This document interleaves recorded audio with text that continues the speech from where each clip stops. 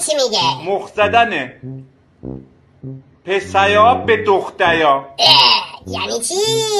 همینمون مونده تو آموزش مخ زدن بدی. 1 چشمک زدن.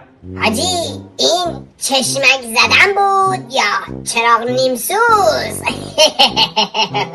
2 بوس محکم. دهنتو سرویس. این بوسه است یا خورتوم مکش جاروبرقیه؟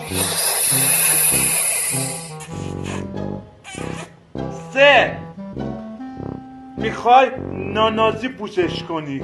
استاد بفرمایید جلسه بعدی رو کی بیایم آموزش؟ اما به نظرم این آموزش مخ زدن نبوده، آموزش چگونگی ریدن تو زندگی بود. اما حرکت بعدی ازت میخوام که روی زمین دراز بکشی. یعنی چی؟ این چرا با ما انقدر خودمونی شده؟ با پاتو بیاری به سمت بالا، کامل دیگه رو پای زیری قرارش نمیدیم. یاد جمله عرفانی امام افتادم. من ورزشکار نیستم اما ورزشکاران را دوست می‌دارم. وسط 20 که اونو انجام دادی، حالا پای جلو تو فقط ورزش کن، ما هم نگاه کنیم. جون بابا.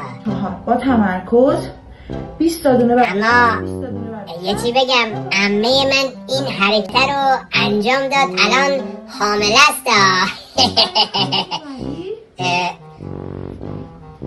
لامصب الان مطمئنی پوزیشنای مورد علاقتو به ما نشون نمیدی؟ میره 1 2 3 میاد.